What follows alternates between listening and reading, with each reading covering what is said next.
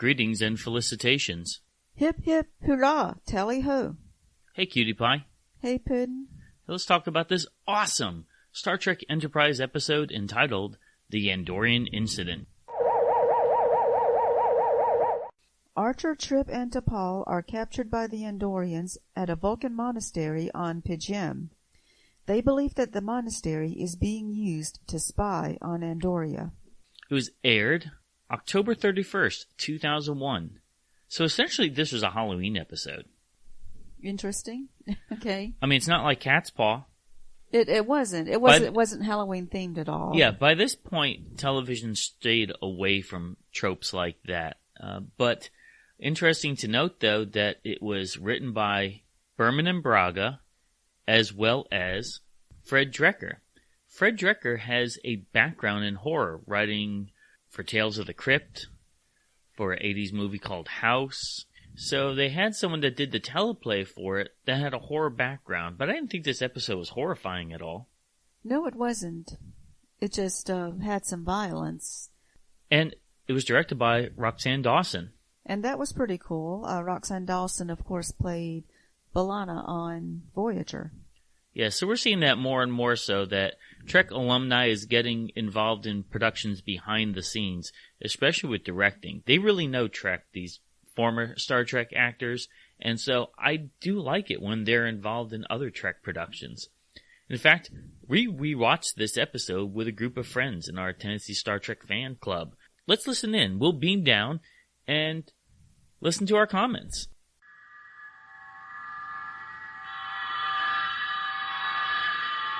This is Dean. Yeah, it's one of the good episodes.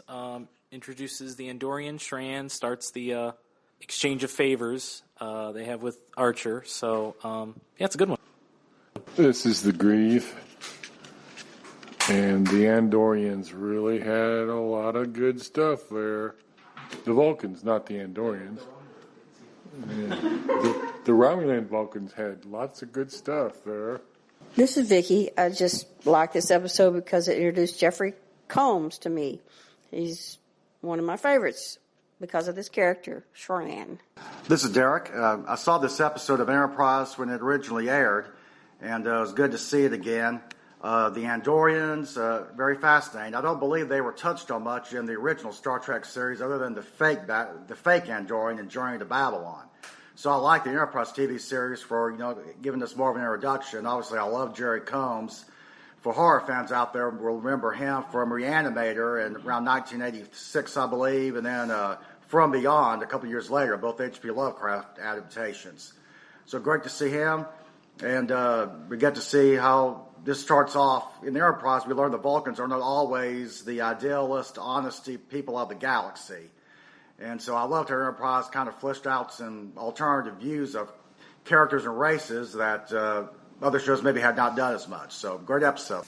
This is Nayar. I absolutely love this episode because it has some of my favorite species in it.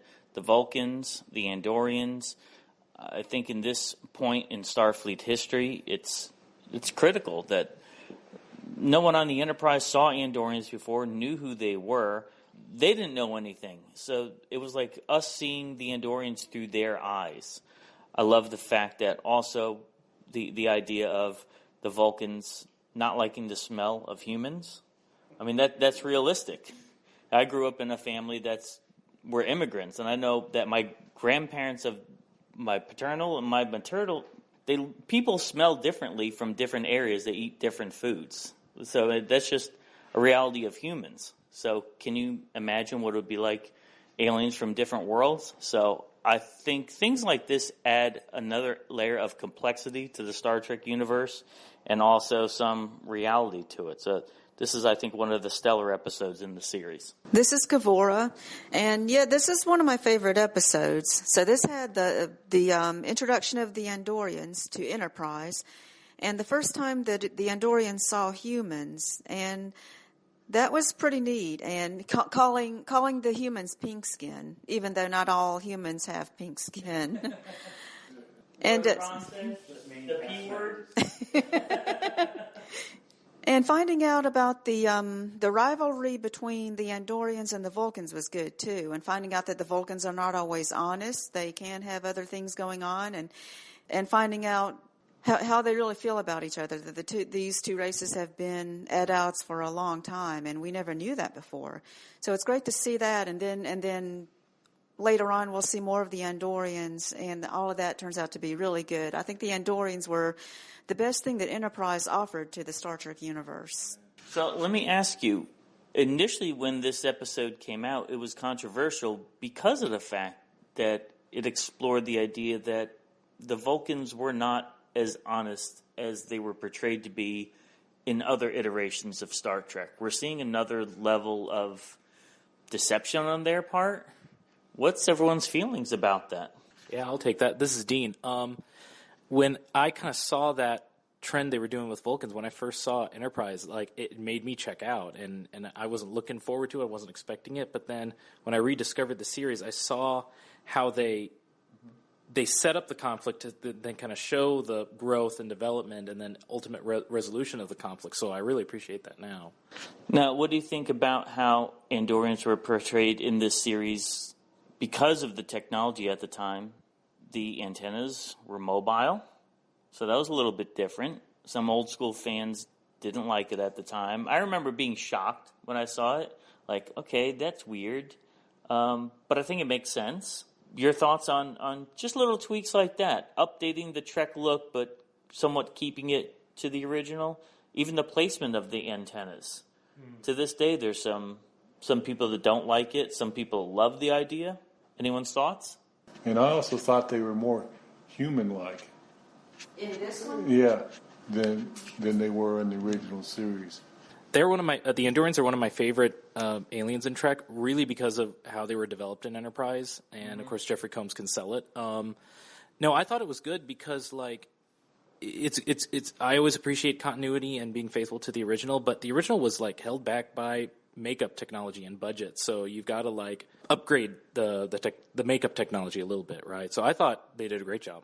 In my headcanon, I just viewed it as people are different. I mean, there's some people that are 6 feet tall, some people that are 4 feet tall. There's some people that have larger noses, some people have wider noses. That doesn't bother me that Andorians have different antennae. I mean, it just makes sense. I think it adds to the look of the Andorians, to the depth of the Andorians. That's what I look at it, not a flaw, but just fleshing out this entire race even more so on something as simple as antenna placements. Yeah, totally. And maybe, like, in the original series, that was the hairstyle then. They all wore mop tops back then. Yeah. It's like, okay, now, and then in the past they had crew cuts. Their characters are more diverse, they got a lot more emotion. The characters are more diverse, and they have, Andorians have more emotions and actions to them, and their attitudes were anger and curiosity. Well, the Andorians were more developed in this because, as you said, on the original series, we really didn't get to see them much, and we didn't know that they were a warrior race then or anything. So that's another reason this was such a good episode, to find out more about them. Do you think that we appreciate even more with this episode because we see such a strong contrast with the Vulcans and the Andorians, as opposed to an episode introducing the Andorians by themselves? Yeah, having the contrast with the Vulcans was a great idea, and showing how they're so different and how they're opposed to each other. I mean, we never knew that before. That was a great thing to add to this. And there's actually a Star Trek Deep Space Nine reference here, because if you remember the episode The Pale Moonlight, they said that the Andorians and the Vulcans were neighbors. This was implied in that episode, and this was reinforced here. So I love seeing continuity within the entire Star Trek universe when writers look for details like that and let us know that, yes, this is one big tapestry. Did the original writers of Enterprise or producers say, well, we're not going to worry about continuity, we're just going to do our own thing? And so if that was the case, then it's impressive that maybe somebody in the writer of this episode was paying attention to have that continuity.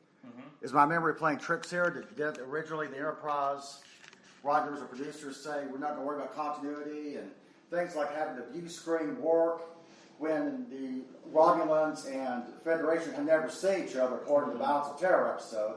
There's a view screen fully functional in the, I think, in the early episode of Enterprise, when they weren't supposed to have had a view screen when they first got out into space. Yeah, that is true about the view screens, and they explained it in there were some novels called The Romulan War, which was pretty good. I had some problems with that too, but yeah, they tried to make up an explanation for that. But and as far as trying to keep the continuity in the writers, I think the writers that did Enterprise also did it was basically the same people from TNG, DS9, and Voyager. They wanted to keep the continuity with those shows, but the ones on Enterprise were not as interested in continuity with the original series. Even though what they did with the Romulans and Vulcans was good, but yeah, they didn't care as much.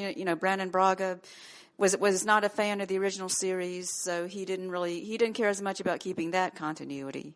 But they did since they had already worked on the other Star Trek shows, they still liked keeping consistent with those if they could.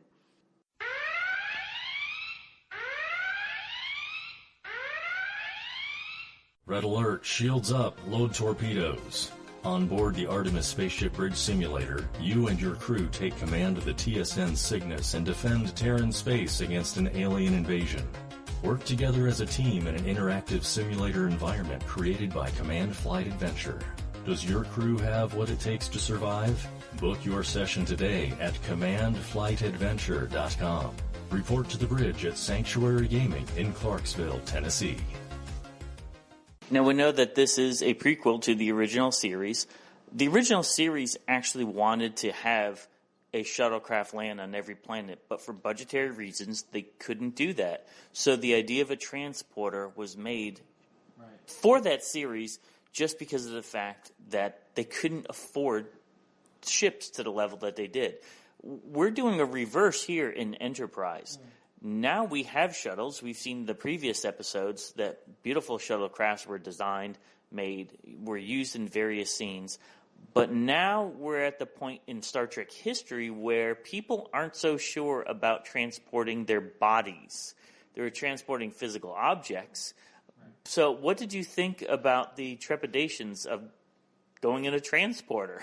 For talking about the Enterprise, how they developed that series overall, I mean, I think that was a good move because they needed to show the universe in a lower technology. Mm-hmm. But, having the transporter there just in case the writers need it was kind of a convenient way. I remember there was an early episode where they used it in the plot to transport cargo.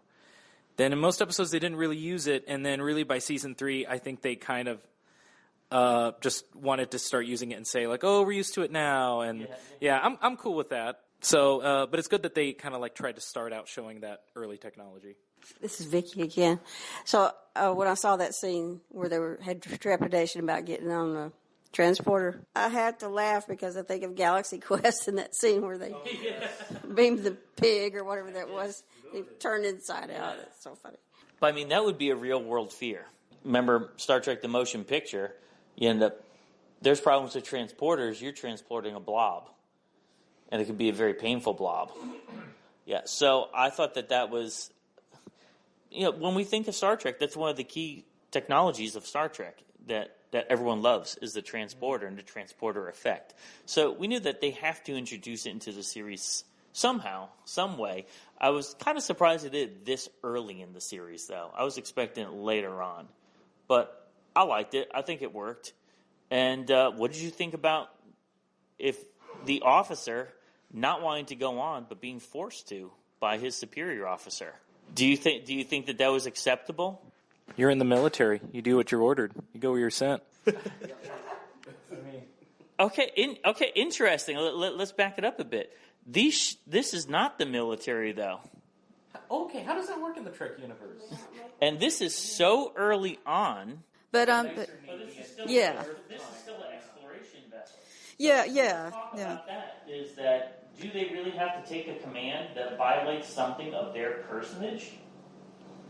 They are supposed, Starfleet, they do have to follow orders. Yeah, it is a military type thing where they do follow orders. And there were people, I think Gene wanted to say that it's not really military, or even Kirk was inconsistent. One time he said, I'm a soldier, not a diplomat. Another time he said, we're scientists, not military men. What have we developed so far at this point in the timeline? On Enterprise, I mean, it is military. They do have their ranks, and they do have to follow orders. They've established that. Well, I know Derek has something to say. Well, my comment is, like NASA, when you go on the space shuttle, isn't there like a captain? Isn't there a team leader?